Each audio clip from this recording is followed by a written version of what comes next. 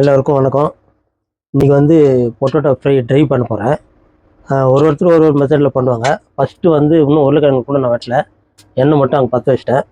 இப்போ வந்து என்ன பண்ணலாம், உருளைக்கிழங்கு வந்து கொஞ்சம் சின்ன சின்னதாக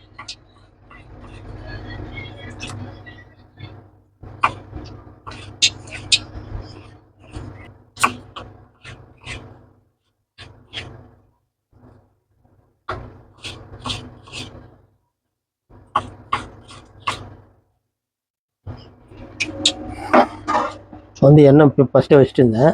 பாருங்கள், சூடு ஆகிடுங்குது. இருந்தாலும் பாருங்கள், உள்ளே வந்து இந்த எண்ணெய் எவ்வளோ சூடாகுது நமக்கு தெரியாது. ஃபஸ்ட்டு உள்ளே வந்து கரண்டி வச்சிடணும். அப்படியே டைரெக்டாக போட்டோம்னாக்கா எண்ணெய் பொங்கி எல்லாம் வெளியே வந்துடும், நம்ம மேலே ஊற்றும். இந்த கரண்டி உள்ளே வச்சிட்டோம்னாக்கா எவ்வளோ பொங்கி வந்தாலும் அதோட ஸ்டாப் ஆகிடும். அதனால் இப்போ நான் எண்ணெய் முன்ன வச்சுட்டு வந்தேன். இப்போ வந்து எண்ணெய் வெளியே அந்த இடத்துல எங்கே பாருங்கள், எங்கே கேது பாருங்கள், அந்த கொதிக்கத்தில் அந்த கரண்டிக்கிட்ட தான் போகும், வெளியே வரதுக்கு சான்ஸ் இல்லை. இப்போ இப்படி உள்ளே விட்டோம்னாக்கா எல்லா இடமே இதாகும். எண்ணெய் எவ்வளோ சூடுக்குதுன்னு ஒன்று தண்ணி போட்டு பார்க்கணும், அது தெரியணும். இல்லைனாக்கா இப்படி வந்து கரண்டி உள்ளே வச்சுட்டு தான் போடணும். அப்போ அது வெளியே வருதுனாக்கா அந்த எல்லாம் பொங்காது எண்ணெய், அது இதாகும். இப்போ ஃபுல்லாக அது ஃப்ரை எடுத்துக்கலாம். நல்லா கோல்டன் கலரில் அது ஃப்ரை பண்ணிட்டுக்கலாம். இதில் நம்ம என்ன பண்ணலாம், அதுக்கு ஒரு 2-3 ஆனியன் வெட்டிக்கிறேன், ஒரு 3-4 பச்சை மிளகாய் வெட்டிக்கிறேன். இது வந்து பொடியாக வெட்டணும்னாக்கா, ஆம்லேட்டுக்கு வெட்டுற மாதிரி வெட்டணும்னாக்கா அதில் வெங்காயம் நம்மளுக்கு கை கிடைக்காது. அதனால் என்ன பண்ணலாம், கொஞ்சம் 2 அரைச்சிட்டு இப்படி கொஞ்சம் போட்டலாம். ரொம்ப நைஸாக வேணும், முடிஞ்சாலும் கொஞ்சம் அப்படி இல்லை, அது ஃப்ரை ஆகும்போது நம்மளுக்கு அது தெரியணும். இல்லைனாக்கா வெங்காயம் நைஸாக வெட்டிட்டோம்னா அதில் ஒட்டிக்கும். அப்படியே அந்த போல் அப்படியே கொஞ்சம் ஒரு 4-5 பச்சை மிளகா, இது வந்து கொஞ்சம் நைஸாக வெட்டிக்கலாம்.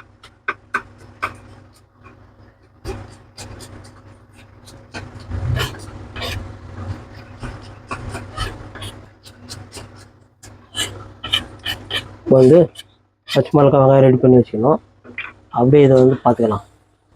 இது வந்து நல்லா ஃபுல்லு ஃப்ரை ஆகணும்.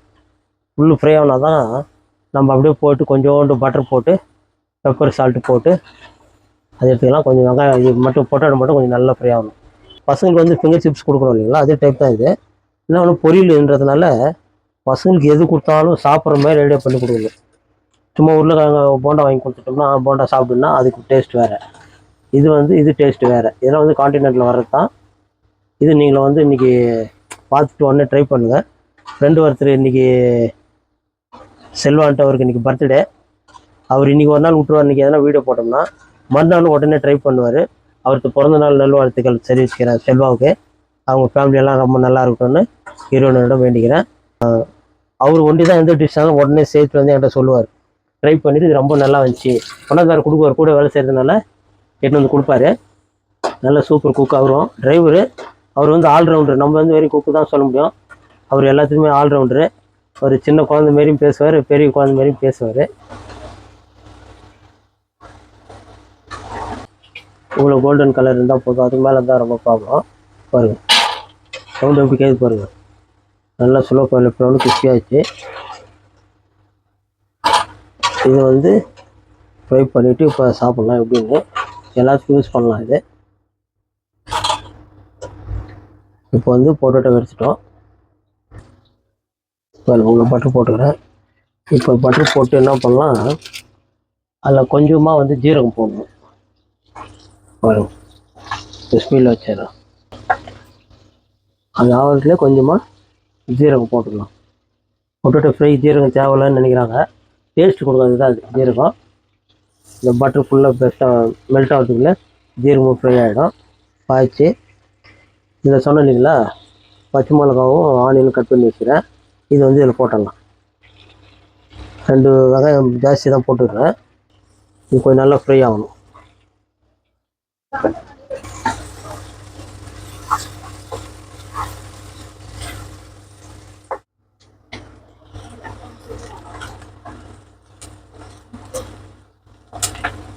இப்போ வந்து வெங்காயம் ஃப்ரை ஆகிடுச்சு.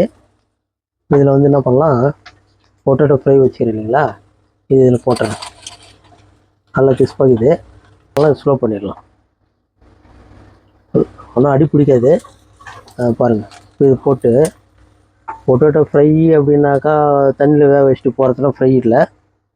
இது வந்து டிஃப்ரெண்ட்டான டேஸ்ட்டு.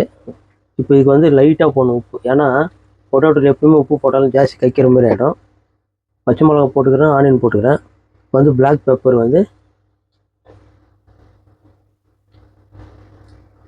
சில்லியும் போட்டுக்கிறேன், இருந்தாலும் பிளாக் பெப்பர் போட்டுக்கலாம்.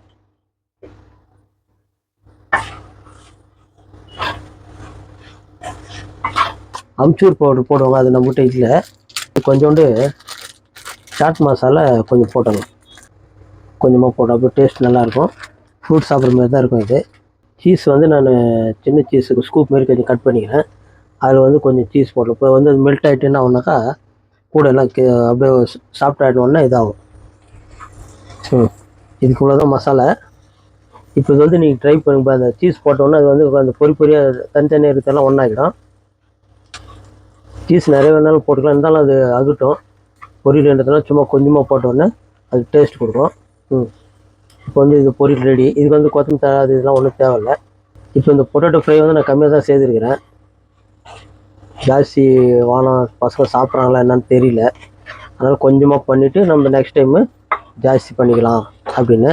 ஆனால் இதுவே எங்கள் வீட்டில் 4 பேருக்கு போதும்னு தான் நினைக்கிறேன்.